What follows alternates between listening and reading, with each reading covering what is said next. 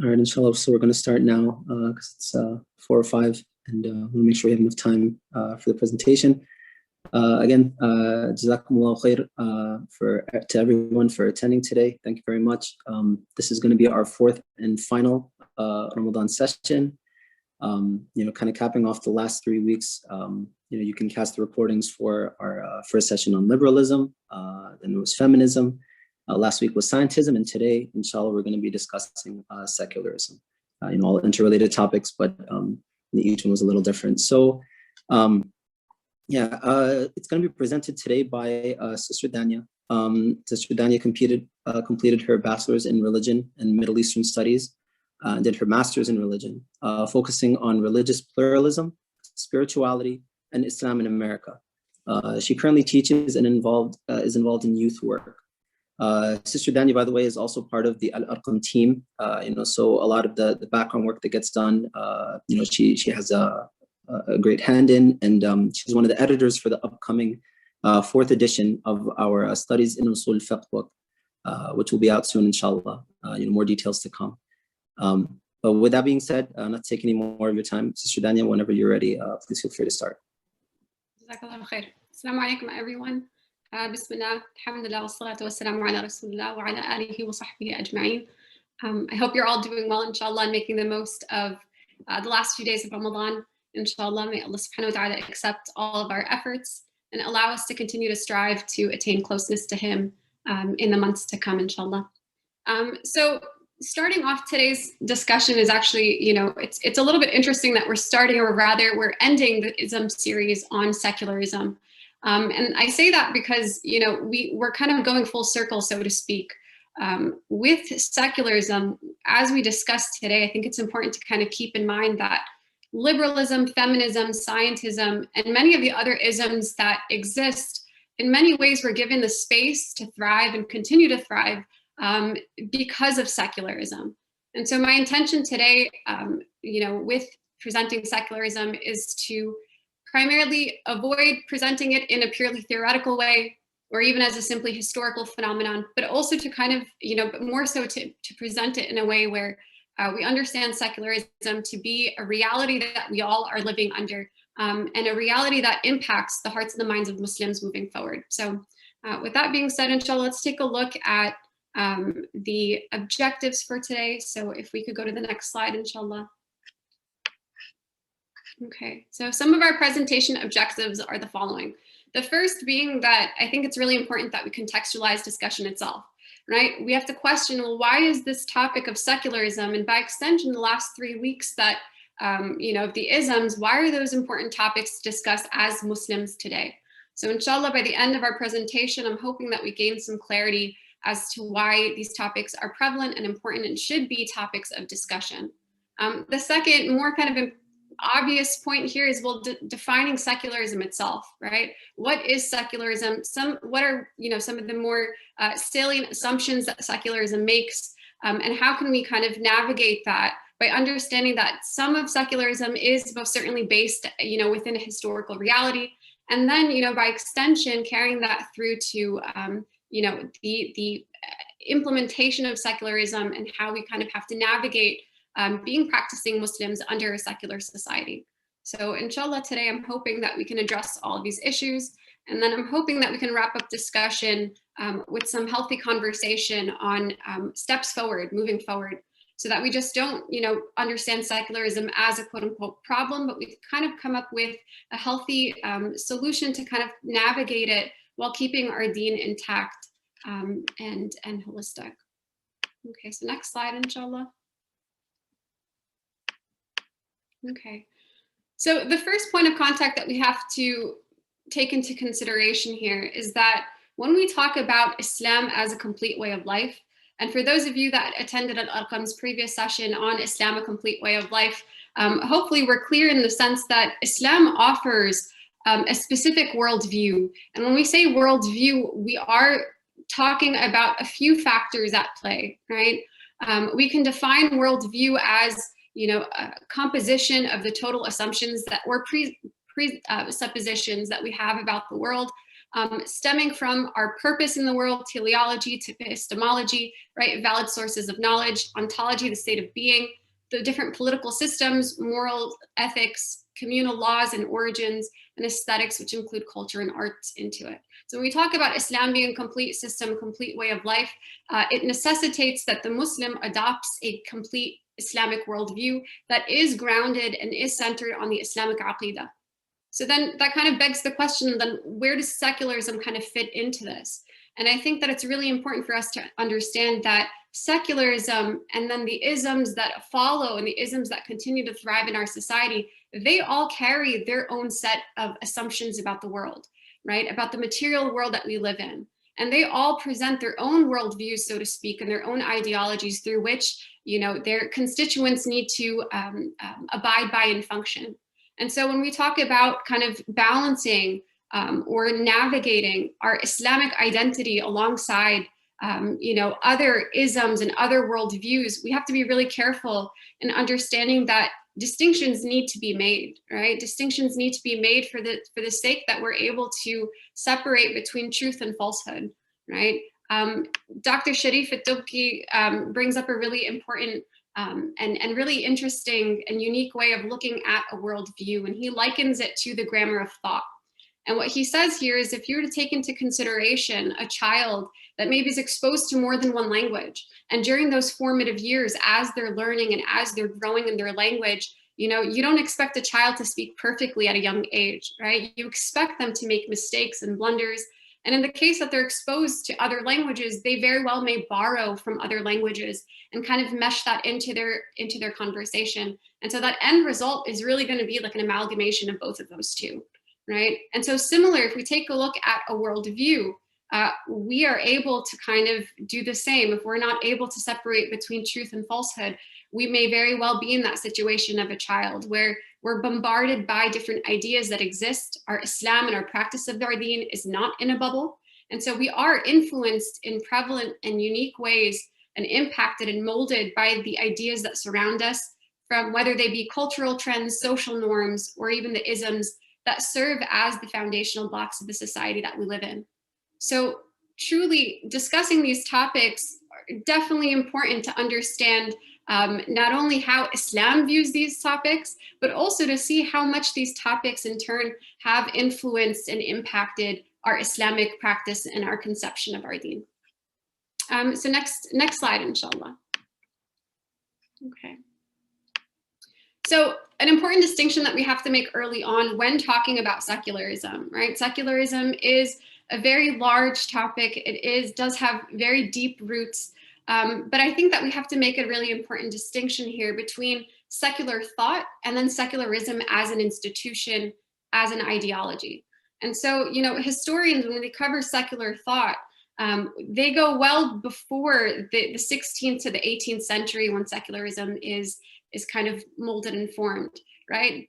Secular here, and just as a side note before we get into the history of it, secular here is derived from the Latin word seculum, which means of this world. So over here, when we talk about this concept of secular, secularity, secularism, it is going to embed some type of distinction between the worldly, temporal, material realities that exist, and then also the quote unquote spiritual, eternal domain of life. And so when we take a look at history, we can kind of trace back secular thought to even the 3rd and the 4th century of Saint Augustine of Hippo, who was a theologian and a philosopher, and presented, you know, Augustine presented this really interesting dynamic between secular and the temporal sphere. One being that, you know, Augustine highlighted this city of God versus earthly city lens through which Christians at that time in the 3rd and 4th century could kind of understand and grapple with their newly fractured Roman society. And what I mean here by this is that the city of God, as proposed by Augustine, encouraged Christians to understand the world around them as, you know, the city of God, referring to the eternal spiritual realm where, you know, man at this point, you know, he necessitates to give up that worldly pleasure of the world for the pleasure of the afterlife, really. So kind of shedding that material baggage, if you wish, of the temporal world for the sake of the afterlife, which is everlasting, and which includes and embeds God's pleasure. Whereas on the flip side of that, Augustine makes the differentiation between the city of man. And over here, the city of man is going to definitely address the sphere of life that is quote unquote worldly. And with this worldly materialistic realm, it entices man to indulge in desires and to indulge in that material world. And so what we see here pretty early on in the 3rd and 4th century is that just via this model where you have these two very opposed, diametrically opposed categories, you see that there is a distinction made in the psyche of, Christians at that time, where they view their reality, their lived reality, as kind of this tug of war between pleasing God and then also indulging or taking part in the worldly sphere. So this right here is a prime example of, some of the earlier traces of secular thought. And we have to be clear here, when we move on over to secularism as an institution, as an ideology, and as a worldview, we have to understand that worldviews aren't kind of baked, in a short amount of time. That you have to kind of plant. The ideas have to be planted and firmly rooted in order for that ideology to grow and for it to be what it is. And so secularism really is no different. It is, while it is bound by, some of the historical phenomena we'll talk about in just a moment from the 16th to 18th century, it most certainly did have some traces back in history, starting with that secular thought, starting with that separation of worldly life and eternal life. So I thought it may be helpful to kind of provide an example or to provide a summary of secularism early on before we delve into the history, just so that we don't get lost in the details of it all.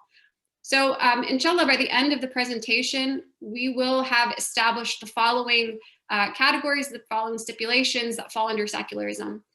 Secularism often, as a worldview, is presented simply as the mere separation between church and state, right?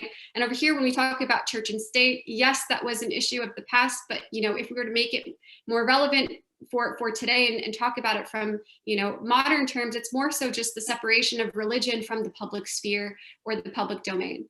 And what we're going to be doing, inshallah, throughout the presentation is really questioning the completeness of this statement, right? While this may very well hold true, it's definitely and most certainly not the entirety of what secularism has to offer and what secularism continuously offers to the world and to those living under it. So as we'll come to see, secularism is an ideology that originates specific to Western Christian context. And it's really established with the hopes of partly preserving peace amongst the Christians and kind of curtailing that power that the Catholic Church had on society, right? The corruptions of the church, the stronghold that the church had politically, economically, materially, socially speaking. And so secularism really is going to be an ideology that forms as response to some of the atrocities carried out by the church. But as we'll see towards the end of the presentation, secularism truly does not end there. It doesn't end in the 16th to 18th century, right? Secularism is still alive and well today. And part of what that entails is that secularism is going to be an active push, an active push and pull to reconfigure the conception of religious understanding and practice. It is going to be a process of containing and relegating religion to the margins of life, where they are completely, unnecessary and unimpactful to those that follow them. And inshallah, we'll take a look at some examples soon, just to see what that looks like. Next slide, please. Okay, so let's take a look at some of the realities of, history of secularism. There we go. So if we take a look at secularism, the first thing that we have to take a look at here is that historical context through which it emerges, right? So we're looking at the 16th to 18th century. By this point, as we mentioned recently, or as we mentioned previously, those seeds of secular thought have already been flourishing in society. But by the 16th to 18th century, you have secularism emerge in Western Europe during the Renaissance, Reformation, and then Enlightenment. right? So just to take a quick snapshot, this isn't meant to be a comprehensive overview, but just so that we could take a quick snapshot as to what some of the historical or important historical moments are for secularism. We're going to take a look at these three moments. The first being under the Renaissance. And, you know, as the Renaissance is unfolding, what we can do is categorize the Renaissance as a slight shift away from God and faith to humanism and the secular spirit. And what we mean by this is really that human beings, you know, during the Renaissance, you had the Christians still holding on to their faith, but viewing the world as holding inherent value in and of itself, without necessarily the afterlife attached to it. So there was definitely this focus on humanities and focus on language and arts, right, and tradition.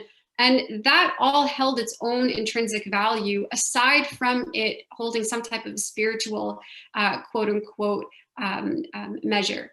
Right. And by the time we make it over to the Reformation, and many of us may be familiar with Martin Luther from our basic world history books, Martin Luther is essentially going to lay a lot of the foundation of that secular vision. Right. And if we remember some of those theories of Martin Luther nailing his 95 Theses on the church doors, expressing his discontentment with the church as an institution and the way that in which they're subjugating, or they subjugated those that followed them, and had that stronghold in society. A couple of things that we want to look at here, though, for the Reformation, or under the Reformation. The first being biblical criticism. And in this case, during the Reformation, Luther was one of the active members that really helped push this concept of biblical criticism. And that's essentially, you know, if we were to simplify it, it's really, it gave church members, it gave Christians the ability to open up their Bibles and to skim over and understand the text on their own, you know, on their own merit. And what this does is essentially, as Asad mentions in Formations of the Secular, what it does is it essentially liberates the Bible from the letter of divine inspiration, and it allows it to emerge as a system of human significances, right? So there definitely is that more human element where, you know, Christians were not dependent on the church providing its views on what the Bible says, right? Christians had that individual autonomy to open up their own texts, to sift through that own text and find meanings that resonated with them, you know? And what makes this a little bit more significant here is, especially in the case where, you know, Protestantism at this time, and via biblical criticism, is going to allow Christians to have a very new understanding of their religion, right? Primarily separating them from some of those acts, the you know, codes of conduct, and it's more so going to allow them to turn inward and to focus on faith and to focus on good intentions, and not be as connected via their actions, via their rituals, to the church as an institution. So there is this separation here that occurs during the Reformation. A second point that I think is really important to take into consideration is that during the Reformation, there is this healthy dose of skepticism that starts to emerge within the Christian population, right? And that skepticism centers on the source of inspiration itself, the Bible, right? And so the question at this point is, well, if God didn't directly have a hand in inspiring the Gospels, you know, what kind of power, what kind of legitimacy does the authority of, you know, society, in this case, the churches, what authority do they have in using that Bible against us in whatever means, right? And for those of us that are interested, and again, this is kind of just a skimming, those of us that are interested, I do recommend that you read up on some of the atrocities carried out by the church. I do want to highlight here that the Reformation obviously didn't happen in a vacuum. This group of Christians did have very legitimate concerns against the stronghold that religion played in their life, in society, and impact that it had on their lives, right? So these reactions definitely, well, as we'll come to see from the viewpoint of a Muslim, is definitely foreign to us, right? To have religion separated from the public sphere. For Christians during the Enlightenment and during the Reformation, it was definitely a natural byproduct of the atrocious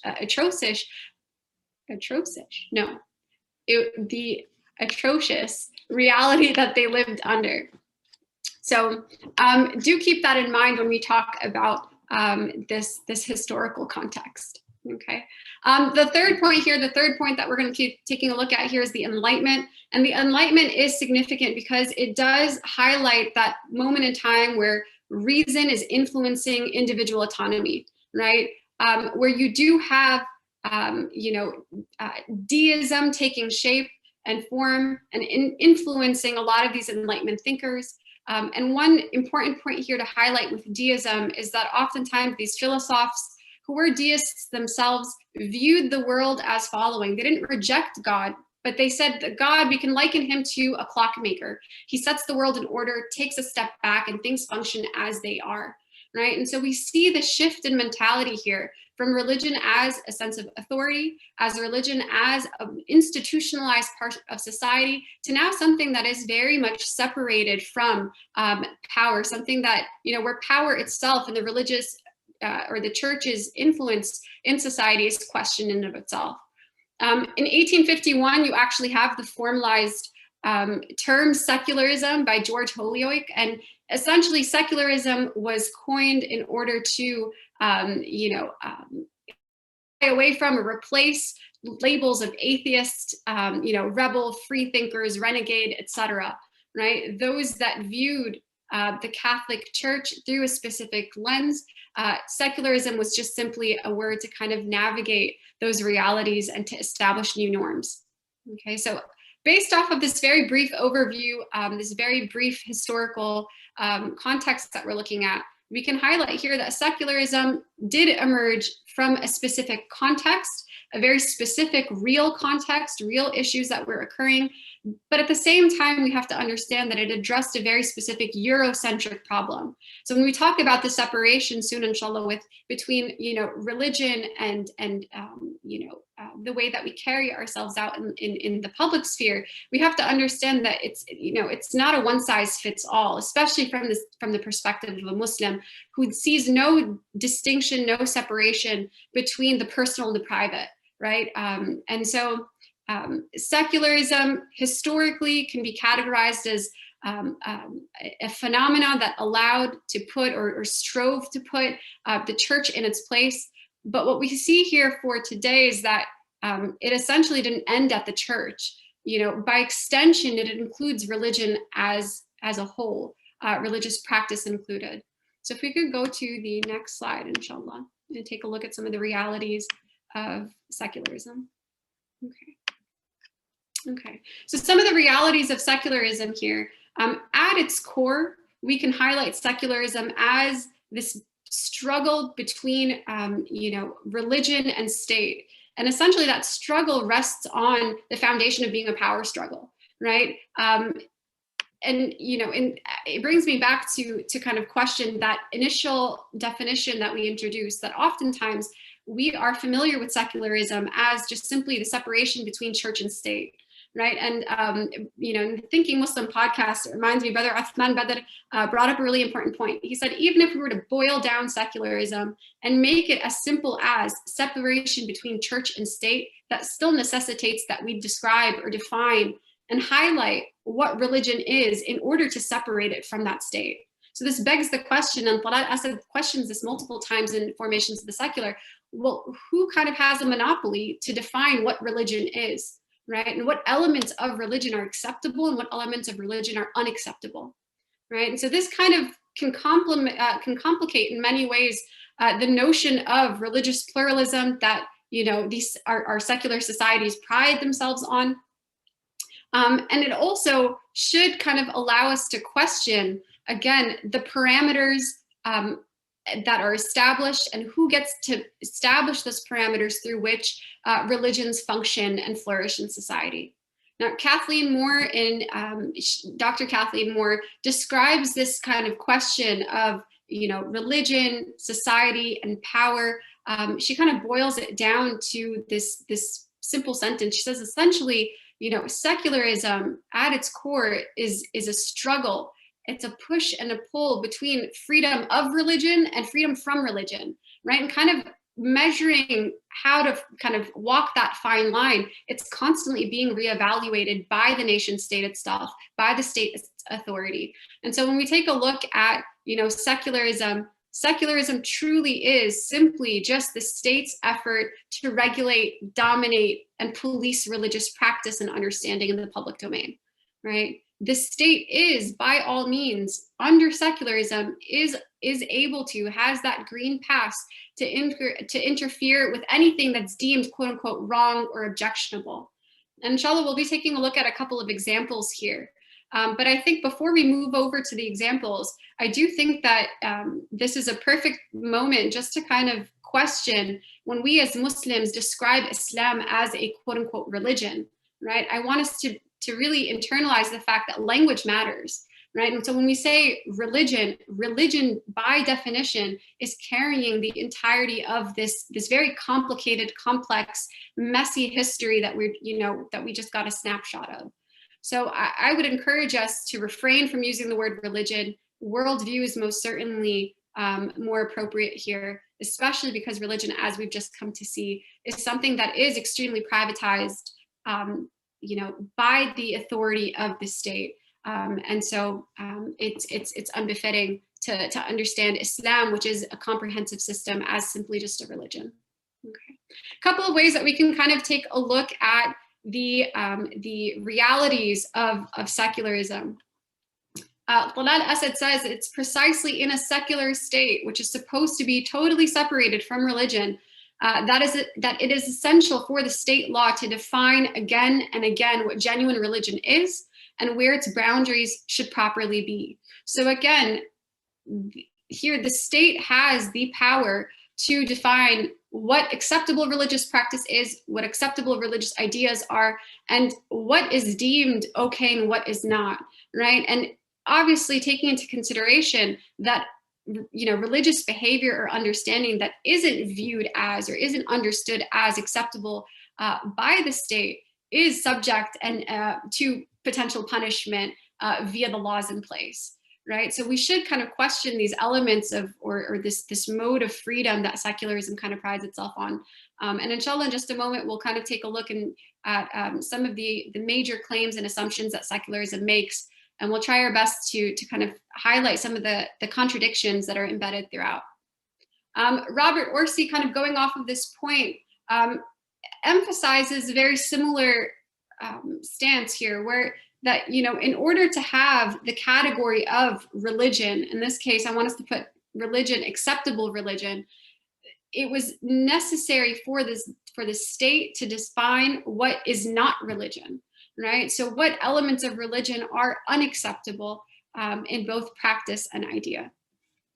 If we take a look at the IRFA, the passing of the International Religious Freedom Act, and this was under the Clinton administration in 1998, this act essentially gave unprecedented powers to the US to regulate religious practice and understanding. It didn't just kind of contain it within the US. It also allowed the US to have its hands internationally to review and to regulate religious practice in the name of protecting religious freedoms. And that's the irony that this all centers on, right? In the name of protecting religious freedoms, we're going to police and subjugate those who view differently than the acceptable modes of religious practice and understanding.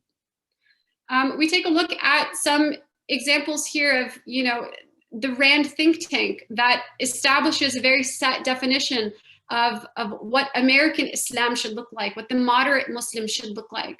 And this should make us question here why a think tank is aiming to modernize Muslims. So what about Islam doesn't fit within the secular society, right? Especially if we're going to kind of toot the horn of pluralistic values and living in a free society that allows it. Why is it that Islam has to be, and by extension other religions that fall under questionable territory, why do they have to be molded and why do they have to be maneuvered in very careful ways, right? And so one of the ways that that Rand kind of proposes we can foster a moderate Muslim network is through liberal and secular Muslim activists and academics and intellectuals, and the working alongside young moderate religious scholars. They also note in their study that young Muslim women that are involved in equality campaigns and assist programs that promote democratic education and derive authoritative teachings, support democracy and quote unquote pluralistic values from Islamic texts. These are the outlets that are going to help create that quote unquote moderate Muslim.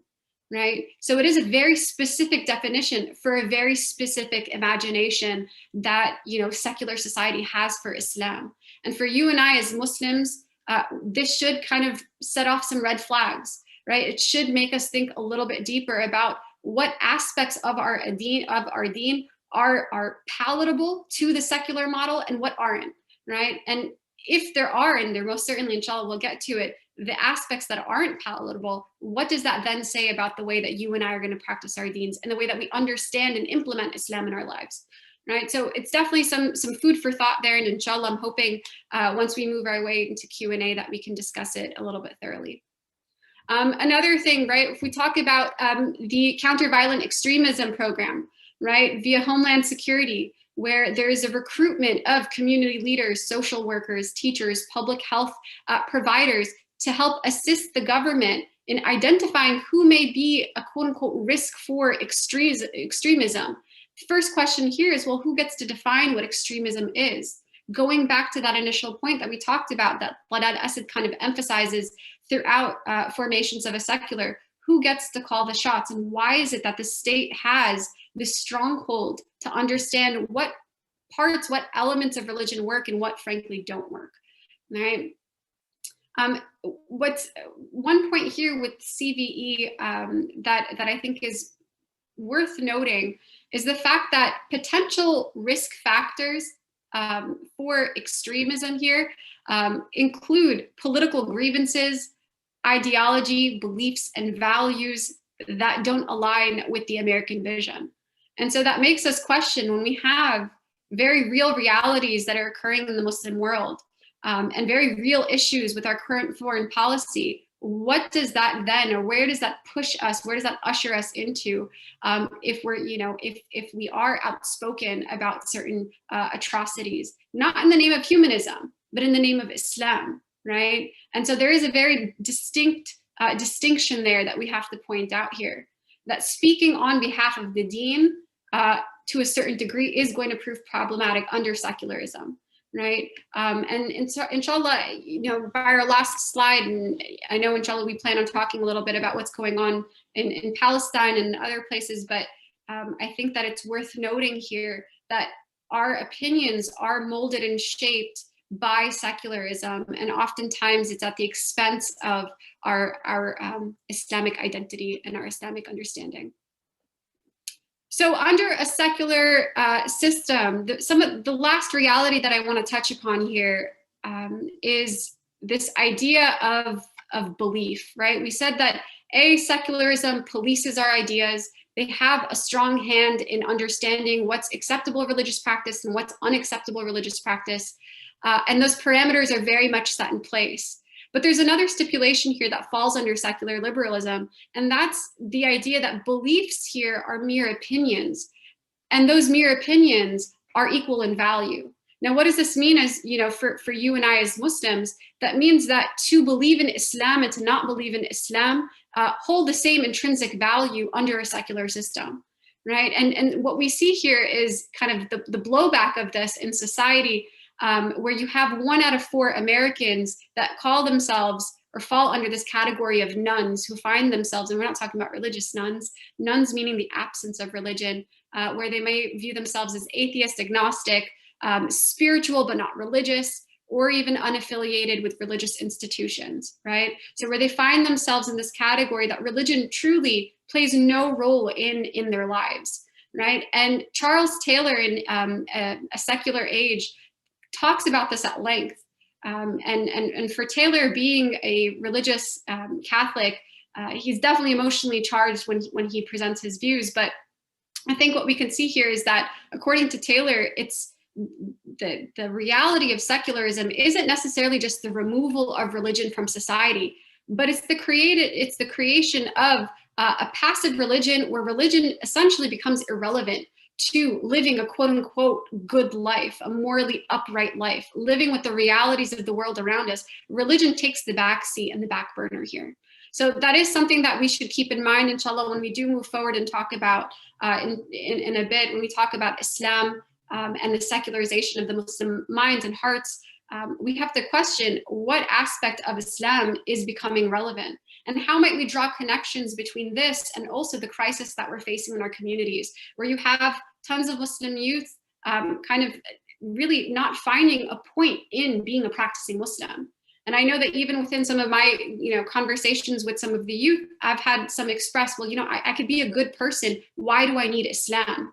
And I can't stress this enough. Secularism does a number on us without us realizing, as do the other isms. And I know that Dr. Awaymer and Dr. Uthman mentioned in their talks that it's kind of the air that we breathe. And that is the unfortunate reality of secularism around us and the other isms, where oftentimes we're unaware of how much we've internalized these secular values, how much we've kind of relegated religion to the private sphere, so much so that it's really not in our spheres anymore, right? And so it truly is something to be concerned about and something that needs to be discussed more at length.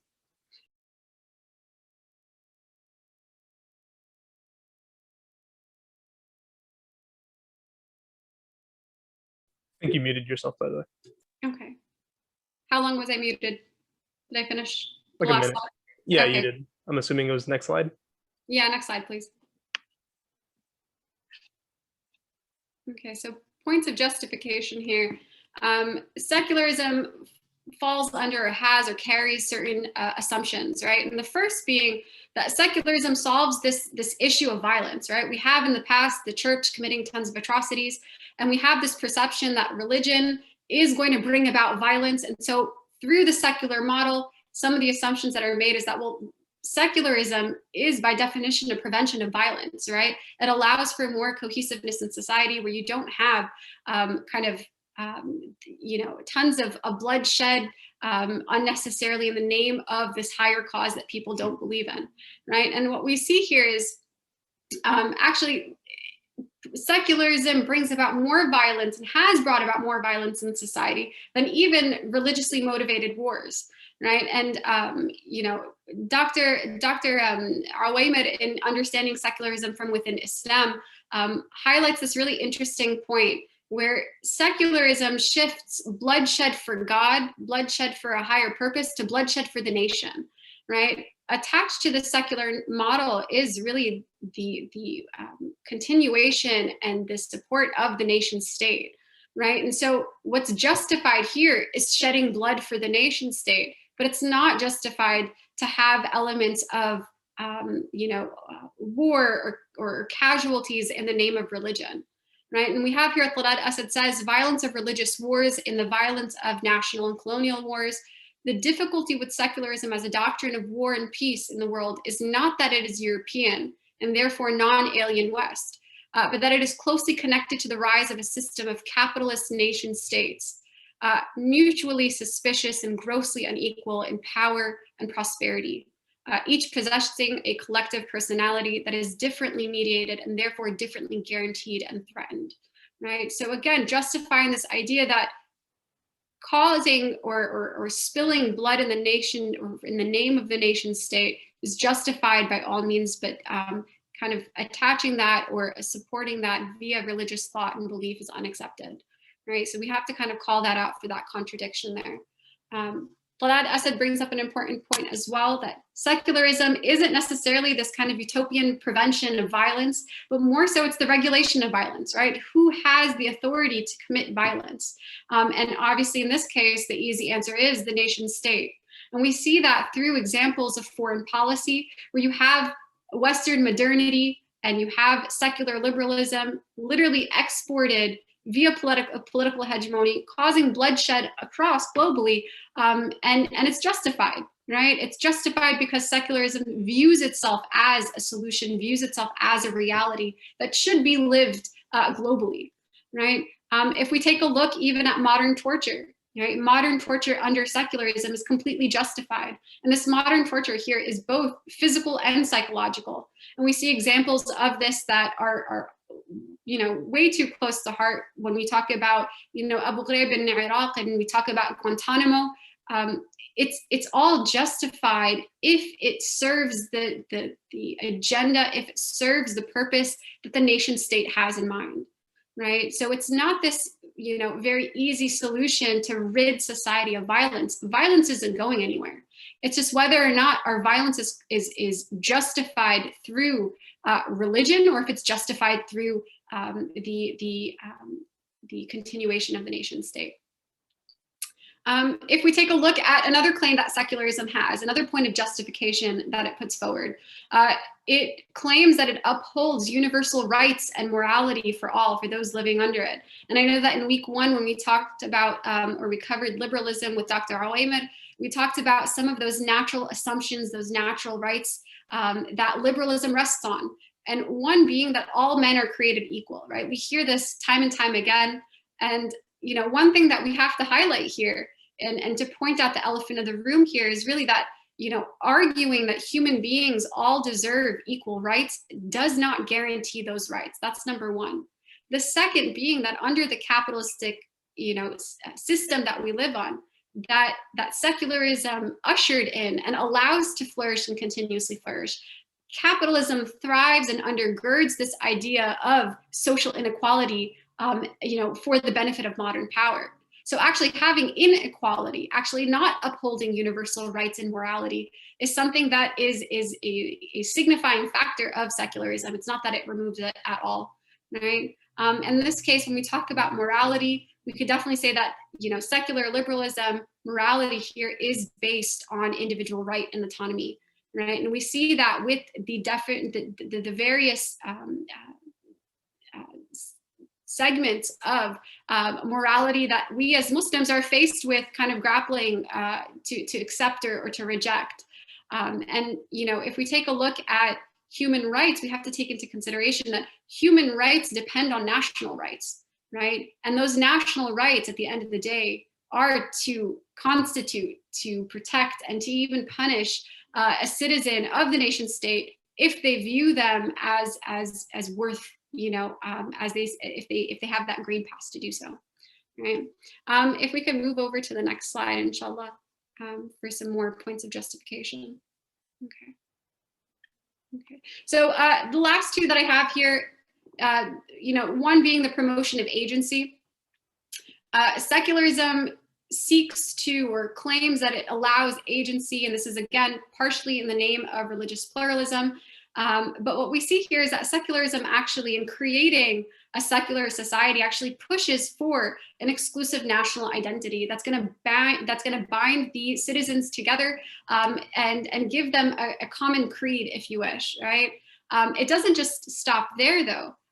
What we see here is that secularism also pushes its agenda to quote unquote humanize the world, right? So this promotion of nationalism, whether it's exported through media or otherwise, is there with the intention of universalizing this moral project of the American nation state, right? And actually, if we take a look at nationalism, in many ways, it does echo a lot of biblical language. We take a look at, American political culture, and we could see that, as the Bible describes, quote unquote, the chosen people, that would be a light unto nations. We could definitely see that, democracy, human rights, and quote unquote being free are the integral portions, the integral parts that our universalizing moral project rests on, right? That America feels entitled, and secular states feel entitled to dispense secularism to the rest of the world in the name of spreading human rights, being free, meaning the freedoms,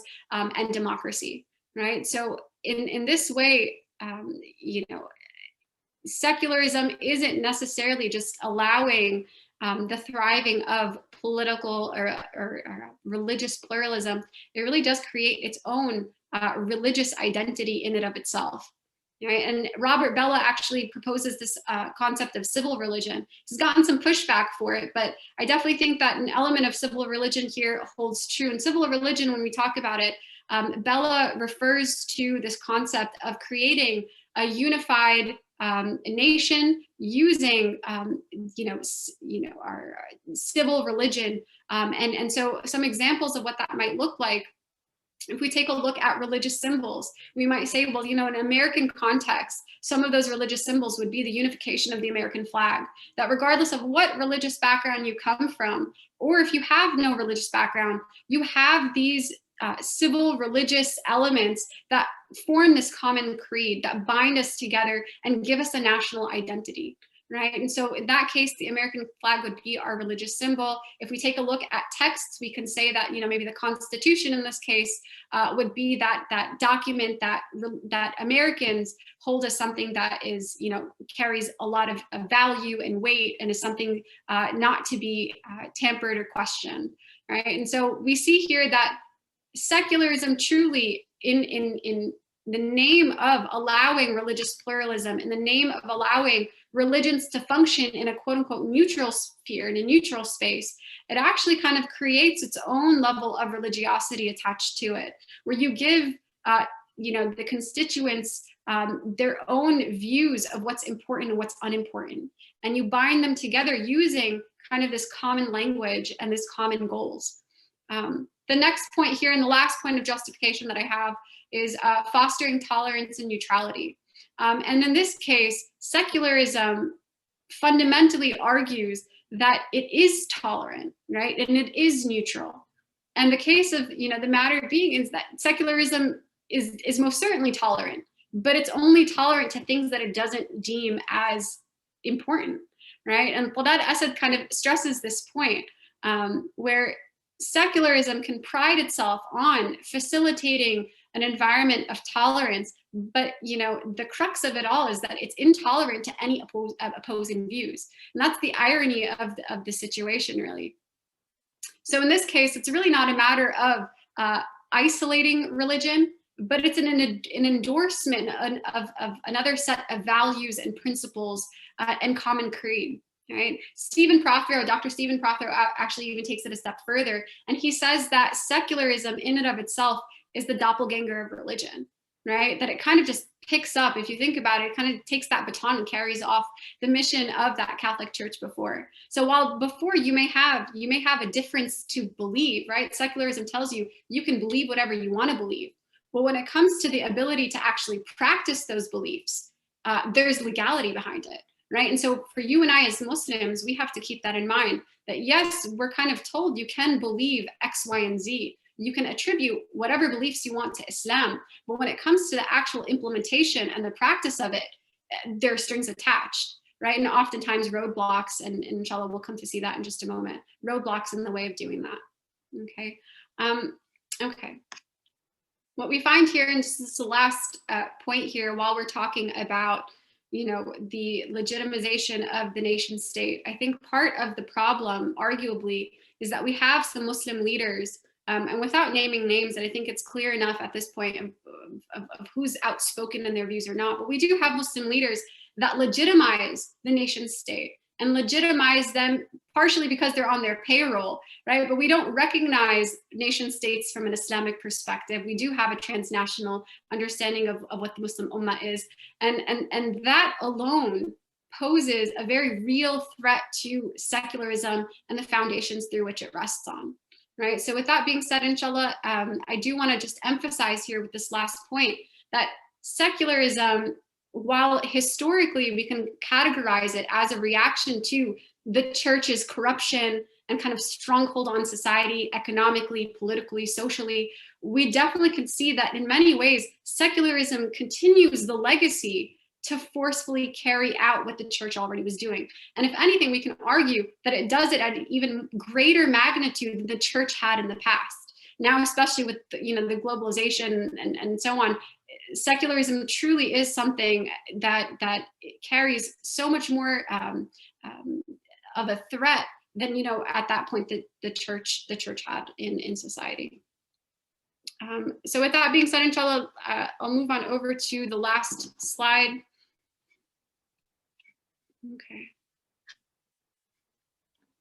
So where does this leave us as Muslims? We talk about Islam being a complete way of life, and oftentimes that term, or that, unfortunately, it's sloganized, right? And what we often associate with it is that there's a degree of intentionality, right? We'll throw around like innamal a'malu binniyat, right? That you can carry out your day as a Muslim, carry out your life to the best of your ability, and you have lived Islam. And one thing that I want to stress here is that is a partial implementation of Islam. That is most certainly you doing your part as an individual to carry out your deen by doing your individual ibadat, and by maybe even earning in the halal, and carrying out your life with Islam on your mind, right? With the proper intention. But as far as Islam as a worldview, we have to understand that Islam is greater than just the individual obligations that you and I have. That Islam as a system addresses all aspects of lived experience, which includes the individual and on the collective level, the political and the social and the economic and the individual. And so what we have to do here is really understand that Islamic worldview is something that should be viewed holistically. And oftentimes when we take a look at the way in which we understand the deen, or the way in which we're able to practice our deen, we really are shortchanged in the way in which we're able to live Islam, right? And that's primarily because the Islam under secularism is an incomplete Islam. It's an Islam that is relegated to the spheres of to the private spheres. It's the Islam that you and I need to practice just when we enter into the masjid and into our homes. It's the Islam that when we leave our house, we may be able to, in an American context, forget the French context, but we're able to maybe wear religious garb and show those religious symbols, but they don't carry any other weight than that. It is the complete separation between a religious identity, a religious persuasion, and from the actual realities of society around us. So while you and I are able to, quote unquote, live Islam on an individual basis, Islam, for all intents and purposes, is reduced to essentially individual ethics.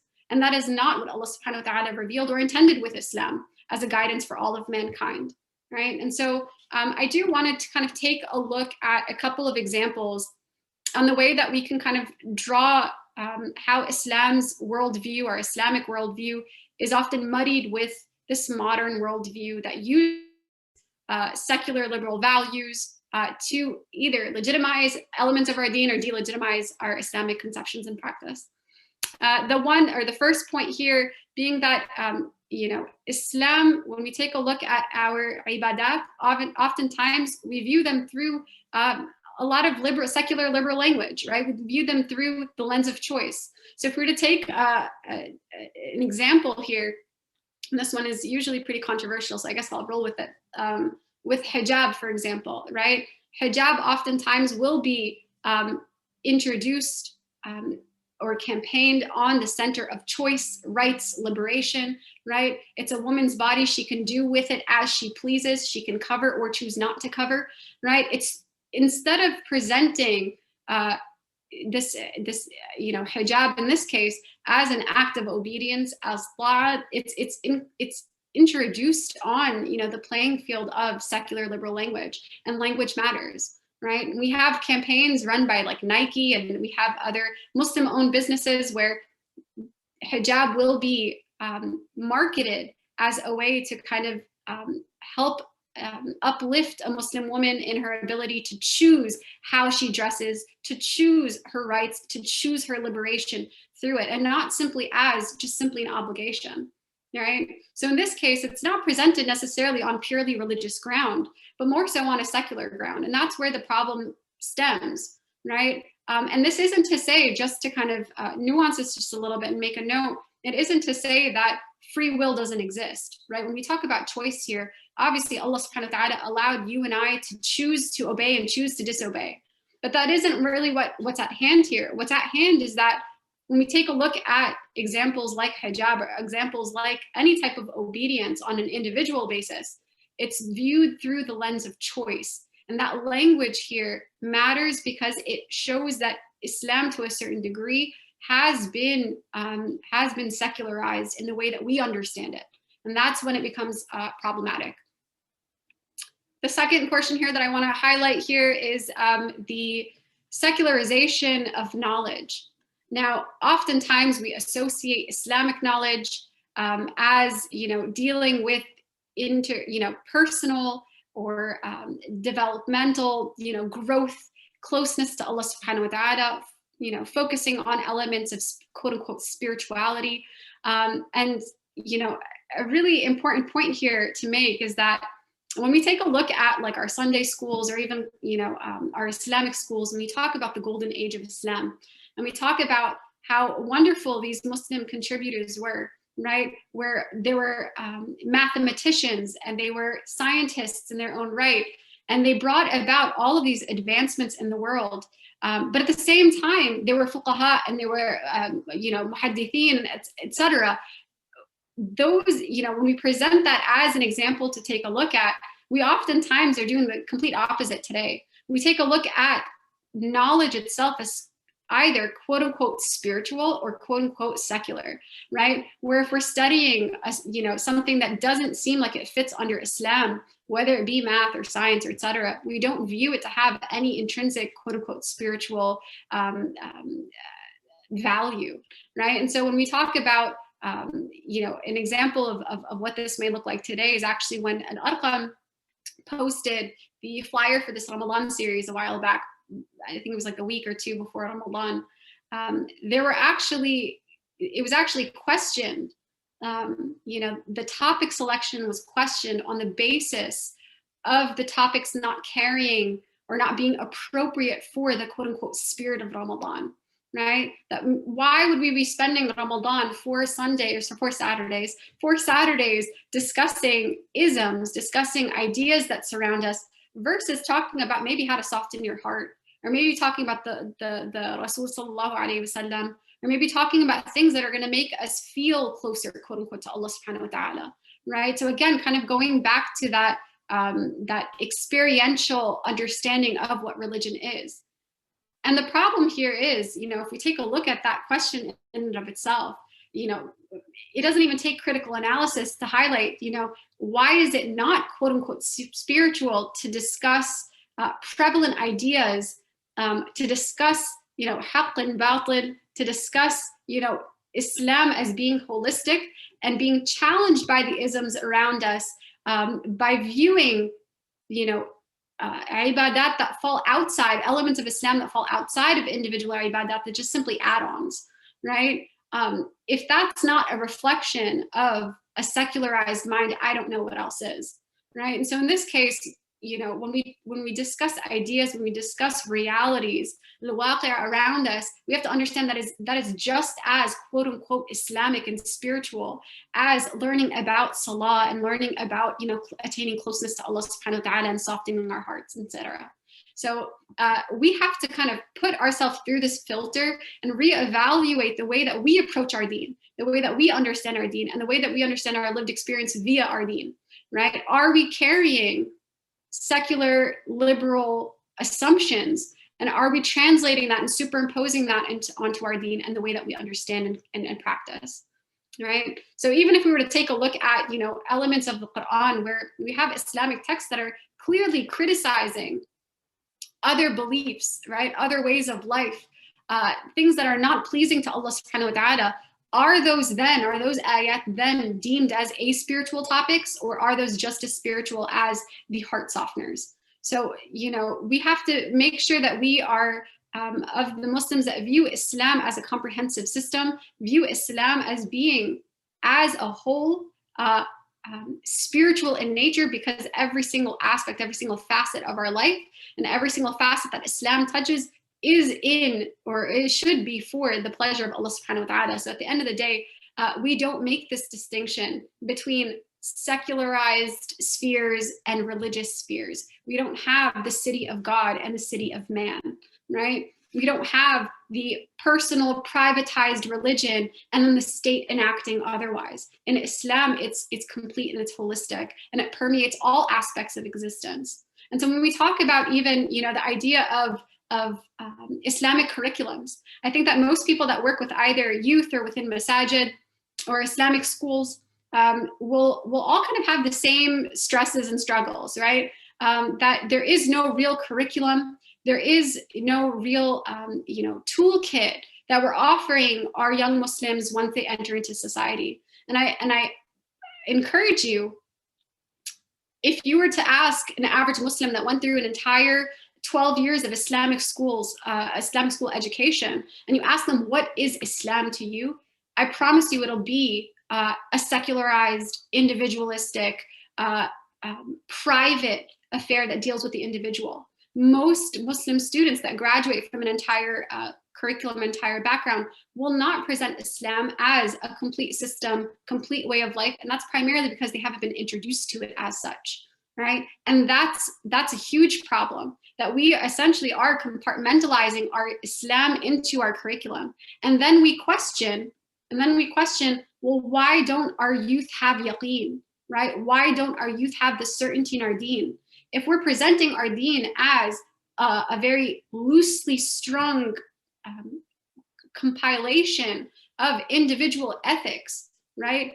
Then most of them will clearly say that they can kind of gain those values, right? Being a good person elsewhere, right? When we establish or present Islam as something that addresses all aspects of one's individual life, one's personal life, and then as well offers solutions to a lot of the very real problems around us, that is what partially gives an edge to our youth when it comes to their confidence and understanding Islam. And so I think when it comes down to the secularization of Islam, I think that we have a lot of conversations that need to be had surrounding presenting Islam as it ought to be presented, presenting Islam as, not in a disjointed set of ethics, but rather as a system that addresses the realities that surround us and continue to surround us, and addresses them in the most perfect way. So understanding the comprehensive way of life will then allow us to, by extension, understand the limits of a lot of these surrounding paradigms and isms that we're kind of bombarded with. And so with that being said, I think inshallah we can move over to Q&A, and I think that if we could continue conversation perhaps to kind of talk about how we can move in the direction of providing ourselves with viable options to be confident in our deen and understand that the deen is not a deen that fits within a secular model. The deen is not a deen that can be secularized, and that in the process of us secularizing our deen, we lose our deen and we lose ourselves, right? And so it's a huge question, and inshallah, I'm looking forward to some of our responses. So with that, I'll wrap it up. Jazakallah khairan, Sister Daniyah. So yeah, we do actually have a good list of questions here. So starting from the top, what role did understanding religious texts play in the history of secularism? Yeah, so I mean that in and of itself is a big question.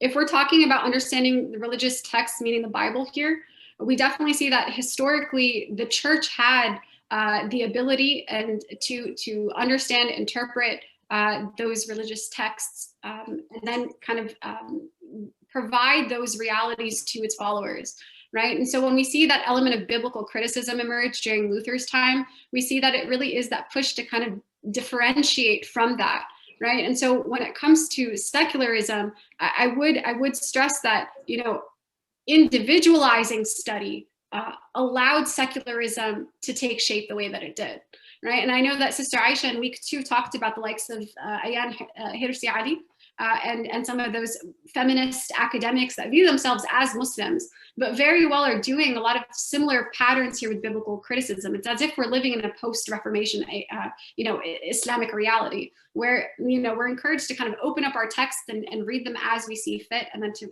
move along. And so I definitely would say that secularism emerges as a way to grapple with the church's dominance, but at the same time, they don't have usul like we do, right? So it may not, the shoe doesn't necessarily fit when we talk about the Islamic context, but I hope that answers the question. And if not, feel free to message Q&A. So there's actually another question that kind of ties into that one. It says, I thought historical biblical criticism emerged in the 18th century. Is this different from the biblical criticism that you're mentioning in reference to Luther now? So when we talk about the period that we talked about was from the 16th to the 18th century. So this falls under that. All right, so now next question then.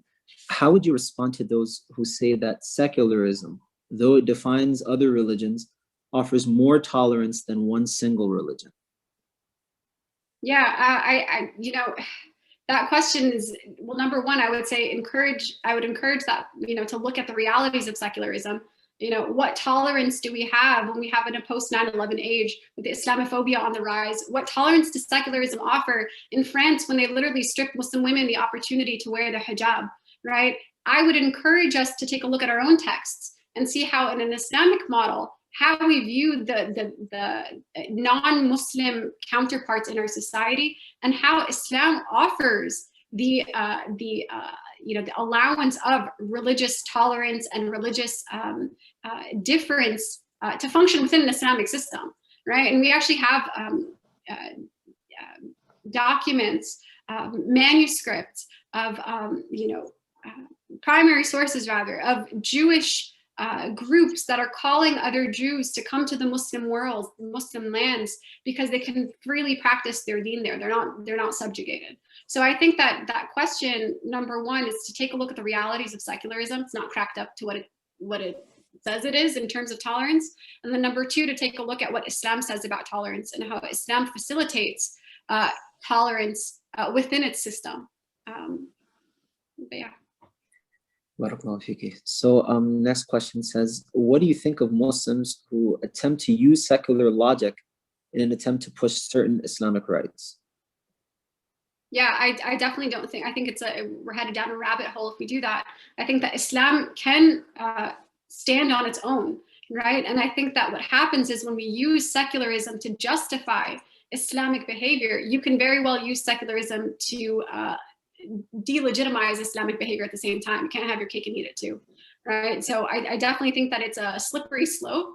And I think that it takes understanding and learning the deen to be able to confidently present it to a secular crowd or non-secular crowd in the way that it deserves. But I think that using language and using different ideas to present our own it kind of insinuates the fact that our own ideas can't stand up on their own 2 feet. And I think that's completely the furthest thing from the truth.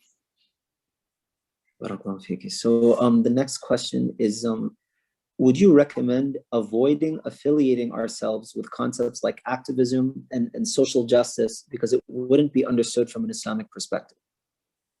Yeah, so I think there's a lot to be said on social justice and activism. And I think that those that are involved, even within our Muslim community, even those that are very well known, I think that they will be the first to tell you that you have to walk a very fine line between social activism or social justice movements while keeping your Islamic identity intact. And what I mean here by that is, social activism and social justice movements, just activism in general, in the modern sense, carries its own stipulations, its own realities, and not all are compatible with Islam. And I think that what we see here today is kind of, Muslims are living the reality of what that looks like. You can very well argue for a social justice reform or for a specific cause, but then when another cause comes your way that is antithetical to Islam, you get stuck, right? And so I think that when it comes to addressing social issues, it's not to say that, alliances or getting involved is wrong, but it's saying that, giving dawah is a very different reality. You're working on your own terms than, sometimes getting involved in some of the social justice efforts and movements. And so you never want to lose your deen or never want to lose your principles or feel like you have to support something at the expense of your beliefs. And I think that we see some examples of that, of even like Daniyah in office, right? Being in the position that she's being in and supporting some of the causes that she supports, very problematic from the Muslim perspective. And then, what causes even lasting damage to that is the impact that it has on young youth that look up to those people, that are involved in those social activist spheres, right? So I think that if you want to talk about activism, and it's an easier proposition, said than done, I think that always work on your own terms, so you're not defined by other people's definitions and other people's principles and parameters. So the next one is more of a comment than a question. It's saying the U.S. Commission on International Religious Freedom has taken a bold stand to criticize China and India on their human rights abuses against Uyghurs and Kashmiris. So there is a positive aspect to the IRFA as well. Mm-hmm. Yeah, one thing that I want to stress here, and I guess it kind of ties in with the social activism element here, or comment that we just made. It's not to say that, we're looking at things black and white, right? It's not to say that there are no potential benefits here. But then what I would kind of stress here is when it comes to other issues that are Islamic, what is that same bill doing, right? When it comes to the subjugations of Muslims in Rohingya, right? What does that bill do, right? So we could take a look at specific examples. And I think we also have to be aware enough to know that oftentimes these calls are not said in a vacuum, right? There are other elements at play here, right? So denouncing the Uyghurs in China, or China's role in those concentration camps and the re-education camps, we have to kind of ask ourselves: is it really in for just simply the fact that they're coming to the call of Muslims being subjugated and Muslims being re-educated and stripped of their deen? Or are there other benefits that come along with that act, right? In the process of denouncing some of the atrocities that are happening with those Muslim brothers and sisters in China, right? So it's not as straightforward as saying that, well, there are some benefits to a law, but at the same time, I think that from an Islamic perspective, viewing things a little bit more holistically, viewing politics as something that isn't just kind of child's play, right? That there are multiple factors at play. I think that we have to kind of look a little bit more critically. Yeah. So the next one is also a comment too. It's citing a book, Before Religion, A History of Modern Concept, basically stating that religion in general is defined as a social cultural system of designated behaviors and practices, morals, beliefs, worldviews, texts, sanctified places, prophecies, ethics, or organizations that relates humanity to supernatural, transcendental, and spiritual elements. However, there is no scholarly consensus over what precisely constitutes a religion. So this is all to say, therefore, since there is no agreed upon definition about religion, I do not see any problem in translating the Arabic word deen to mean religion, knowing that even the term deen is a general term used to describe Islam and other religions. Yeah, I think that's, in a way that question, I think it brings up a really important point here. Yes, while deen is something that is general, and while religion itself has no consensus, because primarily due to secularism, religion is still being played with and toyed with and molded and maneuvered at the state's dispense, right? My point here is that instead of putting yourself in a position where your language potentially can box you in to one's conception of the day, right? So religion's the understanding of what religion is at that point in time, use our Islamic terms to highlight.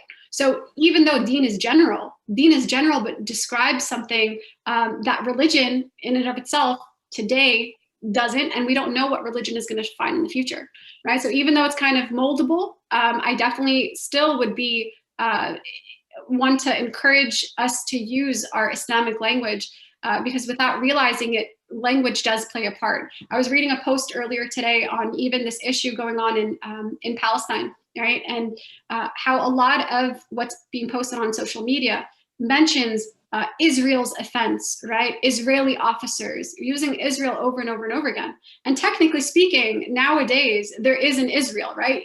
Illegitimate is of a state that it is, we put that on the side.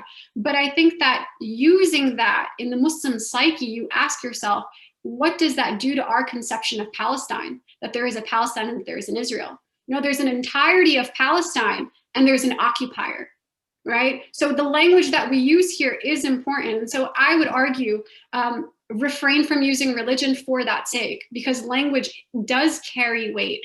Language does change the view through which we understand the world around us. And to say that Islam has a very unique way of looking at the world requires us to then tap into Islamic language. That's going to present us in the most authentic way. Barakallahu fiki. So there was actually an addendum to that comment, basically saying the same case can be applied to the word deen when talking about secularism in Arabic. Could I you don't know say? if you want to expand any further. Yeah, I'm not. If you could kind of draw that, I may have lost it. But if you could kind of make those. Yeah, basically that. Because deen, when discussing secularism in Arabic, it doesn't carry one agreed upon definition. Is what I'm understanding from this.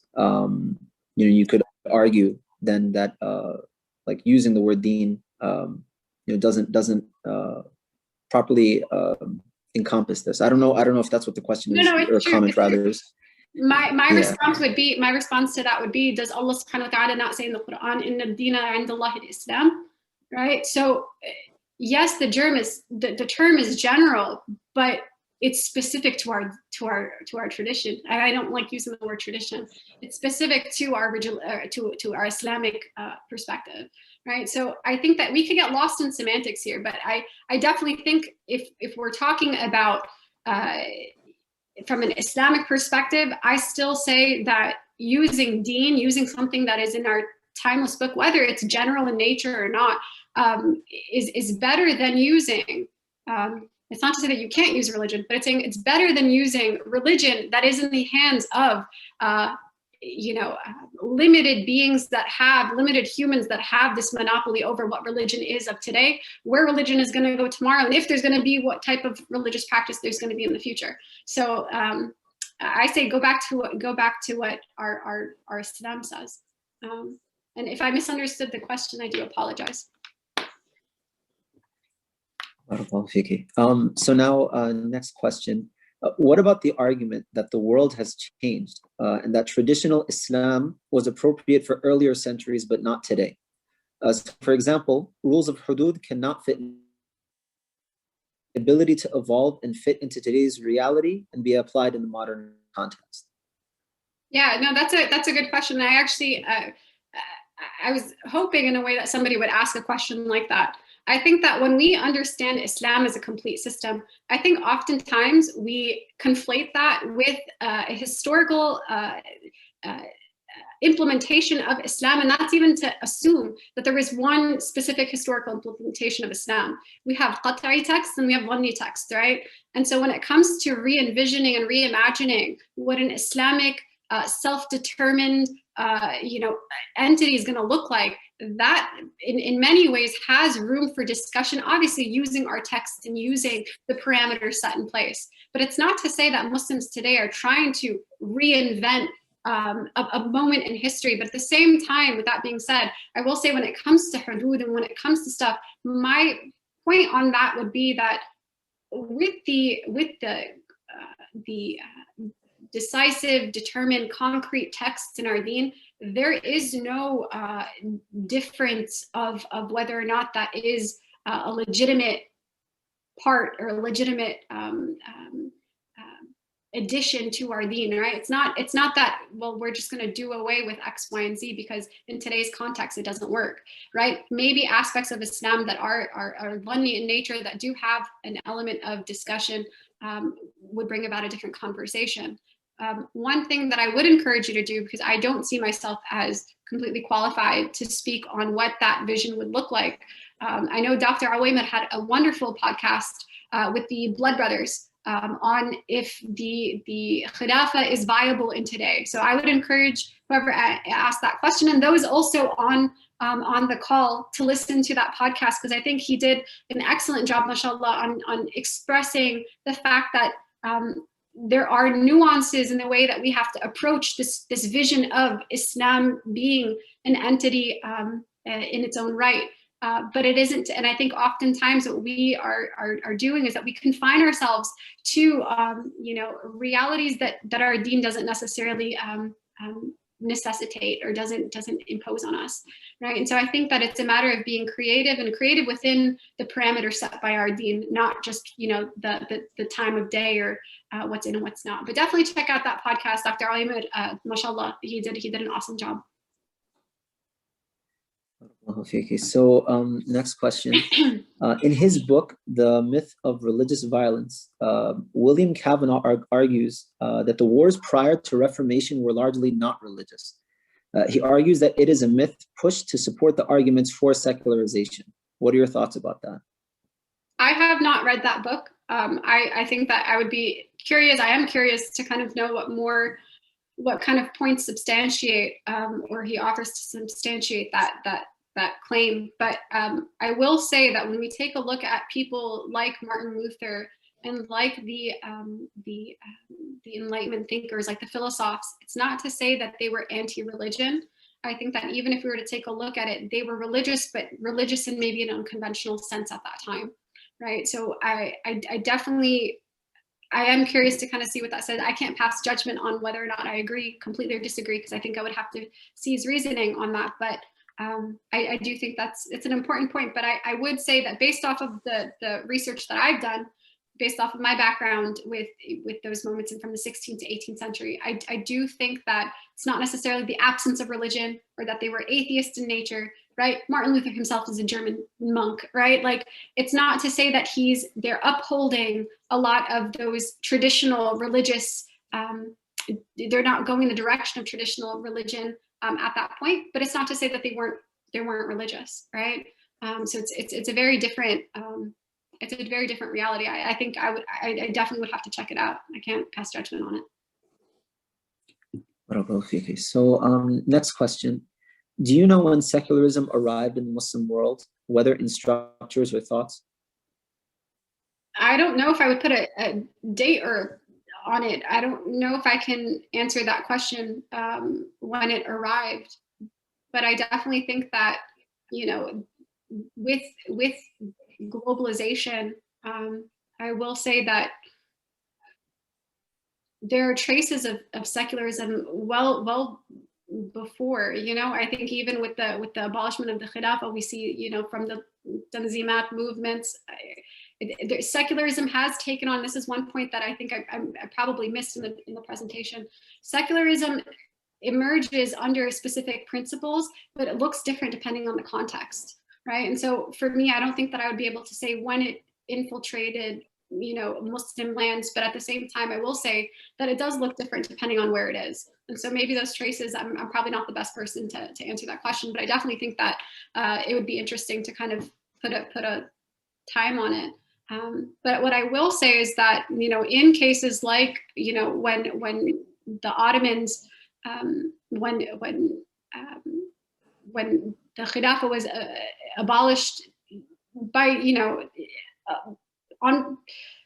at a specific point in 1924, what I will say, even though arguably it wasn't in place before that, I will say that, the reaction in the Muslim lands to that abolishment and to the implementation of secularism was not a good one, right? And so I think that I would be curious to kind of explore that question. I don't have the answer for that, unfortunately, but if anybody else does, feel free to, reach out on the chat or send it to Q&A. So a follow-up on that, do you know if we had our own quote-unquote Muslim Martin Luther, or was secularism something that was imposed on us? If we had our own Martin Luther, if secularism was imposed on us, I don't know if I could say that secularism in its entirety was imposed on us. There are definitely different figures within history that imposed secularism, right, or secular thought. But I don't know if there was one specific figure that we could take a look at, like Martin Luther. So next question. Well, more of a comment, really. I would argue that historically, the Muslim world has experience with dealing with different nations, not nation states. Mm-hmm. I believe we haven't had one caliphate since the fall of the Abbasids. Correct me if I'm wrong. Not all Muslim quote-unquote nations were under the Ottoman. Yeah, that's a loaded question. And I think that in a short Q&A, I don't think that I'll have time to kind of, and I don't think that I have a complete, I'm probably not the best person to respond to that. But I will say that I respectfully disagree with that statement. And I definitely don't think that it was after the Abbasids that we didn't have Islamic, an Islamic establishment. But at the same time, I don't think that I'm able to kind of go through that right now. So next question. Assalamu alaikum. How do you suggest we raise kids so that they understand Islam as a complete way of life versus being secular? So I don't have any kids, but what I will encourage from having worked with the youth, I think that, and obviously this stuff is said a lot easier in theory than in practice. And I think that those of you that are parents probably can attest to that.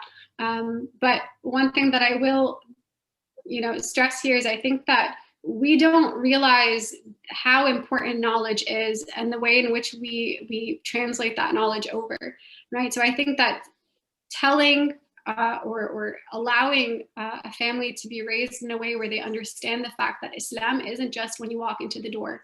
It isn't just when you are in your private sphere, that you're constantly reminding them of the holistic nature of Islam. And we're going through history and you go through the principles. I think that, it'll give a full picture, at least if you offer that full picture versus, not offering it, it goes a long way. But I think that's a really heavy question. And again, unfortunately, I don't think that I'm the right person to answer that question. But I will say that, teaching is important for sure. Thank you, Vicky. Next question. How do you think secularism serves the war on terror agenda? Secularism drives, or the war on terror, I'll put it this way, the war on terror, I think in many ways is legitimized through secularism, right?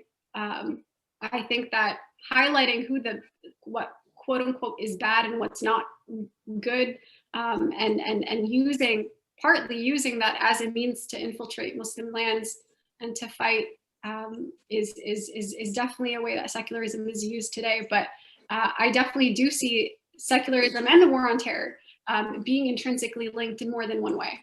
And I guess I'll just put it into that with that. Well, Vicky. Next question. What are some ways for Muslims in the West to shift the paradigm and talking points that stem from secularism? Yeah, I think it's partially twofold, right? I think on the one hand, it's being aware of Deen and being aware of what Deen encompasses. And number two, it's being aware also of secularism and being aware of secularism on its own merit and through the lens of your Deen, right? Passing judgment on what works in secularism and what doesn't via an Islamic aqidah is key. Holding those discussions in our masajid, it's unheard of these days, right? I think that having elements where our communities are able to be aware of the fact of the ideas that surround them, aware of the fact of how our Deen addresses them is definitely a step forward, right? Having conversation is valuable, which is part of the reason why I really enjoyed that podcast with Dr. Al-Ayman, because I think that having those conversations is a step to opening and expanding the Muslim imagination and horizon, right? Not having them is going to take you nowhere real fast, right? So I hope I answered the question with that one. So we only have a couple more questions left. So if you're good, we'll be able to keep going and just finish these off. So next one, I think women have diverse reasons for wearing hijab. For many in Muslim countries, cultural reasons will probably predominate. For instance, where I'm from, hijab and niqab does not even equate to even being a Muslim.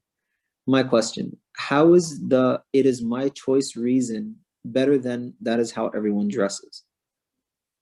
Yeah, I would say that they're both wrong, right? And I think that saying that it's well, number one, and again, this is just kind of adding that nuance here, that your choice does not equate free will, right? We all, alhamdulillah, Allah subhanahu wa ta'ala has given us free will. But I think that when it comes to the purpose as to why you're wearing it, presenting it through the lens of simply choice and liberation is problematic. Number two, I think that wearing it simply because it's a cultural practice is also problematic. It's the reality of the situation in your context, but I think that it's problematic to be motivated to do that from that lens. And I think at the end of the day, it's really just a question of intentionality, right? Are you wearing it with law in mind? Are you wearing it with obedience in mind? Or are you not wearing it with obedience in mind? I think sometimes when it comes to either conforming or rebelling against social norms, I think that what we have to put first and foremost is, well, what is our standard to judge whether or not we are going to conform or rebel, right? It's a very easy way to say, well, I'm wearing hijab because it's kind of the norm of my area, right? I'm wearing niqab because it is. But then I think, changing your intention and wearing it for the right reasons takes it from that general cultural practice and uplifts it to an act of worship. It's just a frame of mind, right? And it's being aware. But I do see both cases as being pretty similar in the sense that you're not going back to the fundamental, and I'm not saying you as in you, but one would not be going back to the fundamental purpose of what that hijab is for. But I am aware of the fact that Muslim women will wear the hijab for different reasons. It's just a matter of what reason did Allah subhanahu wa ta'ala mandate us to wear the hijab, right? And what does that hijab look like, right? So there have been like documentaries and that have come out, and conversations surrounding, well, hijab to me is X, Y, and Z. Hijab is in my heart, right? Hijab can, look like X, Y, and Z. And I think that what it requires us to do is to just go back to the basics, right? To just dial it back a little bit. And kind of reground ourselves in what truth and what reality is, and then take it from there, regardless of what our cultural contexts are, regardless of what ideas are pervasive in society that may influence the language we use to express our obedience. But I think that it all goes back to the fundamentals, the basis. So in the interest of time, we are gonna just stop it here. We'll just end off actually with a statement of gratification. As someone said, excellent point. I learned a lot from these sessions and the insight it brought on the issue of how these isms affect Islam. So just passing that on. But with that being said, we'll stop here with the Q&A just because of the time now.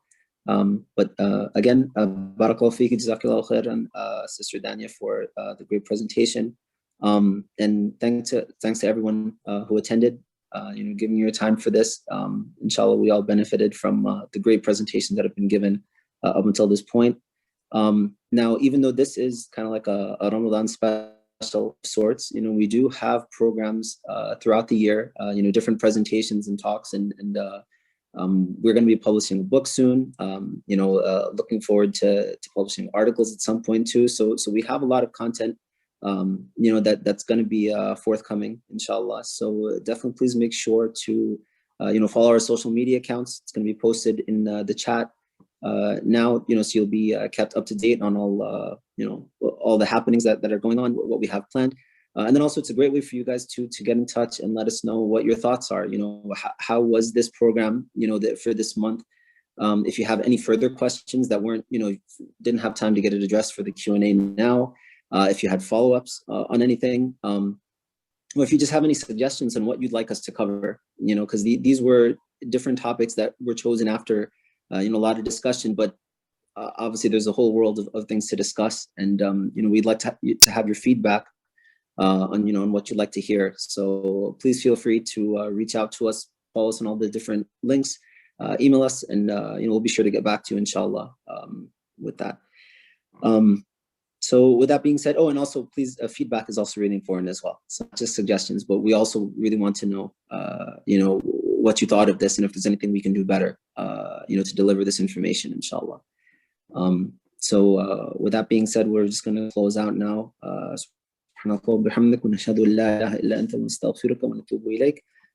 Please everyone keep, now it's Palestine is going through a really horrible time again. They're like always trying to push further, see what they can get away with.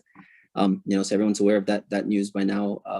But so please keep Palestine in your area, and really the entire Muslim world, China, Kashmir, Myanmar, a lot of the different areas that, they come and go from the spotlight. We don't always hear about them.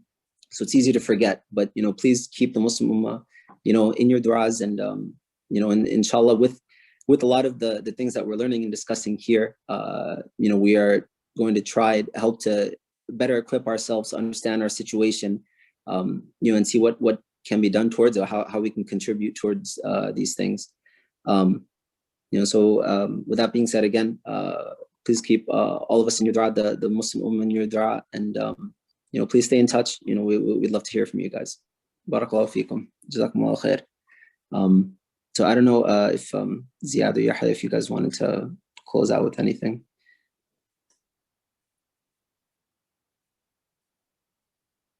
I guess not. All right, thanks everyone for attending. Take care, inshallah. Assalamu alaikum wa rahmatullah.